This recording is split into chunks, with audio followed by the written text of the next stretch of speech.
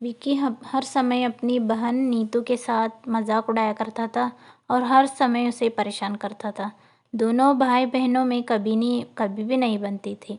Vicky BCom first year में था और नीतू एमकॉम फर्स्ट ईयर की स्टूडेंट थी। घर वालों ने नीतू की शादी एक प्रोफेसर के साथ तय कर दी थी। कि शादी तय हो जाने के बाद विक्की अपनी बड़ी बहन को परेशान करता था और कहता था कि जल्दी हमारे घर से बड़ी परेशानी जाने वाली है। एक दिन नीतू अपनी भाई से कहती है, जब मैं शादी करके जा रही होगी तो तुम कौन सा गाना गाओगे? विक्की ने कहा, मैं तो एक बहुत ही मस्त गाना गाऊंगा। मैं तुझे सुनाती हूँ। गाड़ी वाला आया घर से कचरा निकालो, गाड़ी वाला आया घर से कचरा निकालो, और जोर जोर से हंसने लगा। नीतू यहाँ गाना सुन के भाई को एक थप्पड़ मार के वहाँ से चली जाती है। शादी को अब बस एक हफ्ता ही बचा था।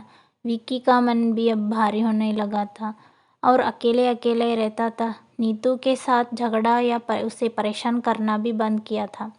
नीतू को अब विक्की का बर्ताव कुछ खटकने लगा था।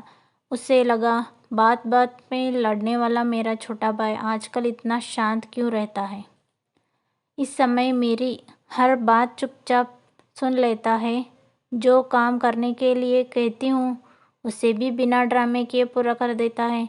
नीतू एक दिन विक्की के दोस्त को शादी में आने का इनविटेशन दे रही थी।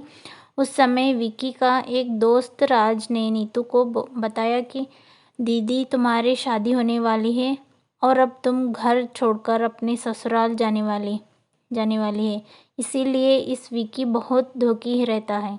राज ने यह भी बताया कि कल हम लोग साथ में खाना खा रहे थे, तभी तुम्हारे शादी की बात पर चर्चा होने लगी तो विक्की ज़ोर से रोने लगा। नीतू को बड़ा अजीब लगा, कैसे उसका शरारती भाई इस समय मेरे जाने की खबर पर दुखी है और दोस्तों के सामने रोता रहता है।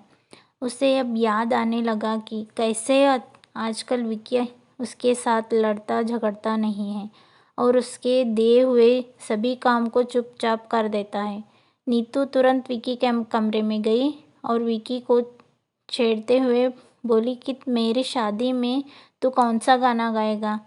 पहले तो विक्की ने चुप कुछ नहीं बोला, पर नीतू बार बार जोर देती रही और पूछती रही।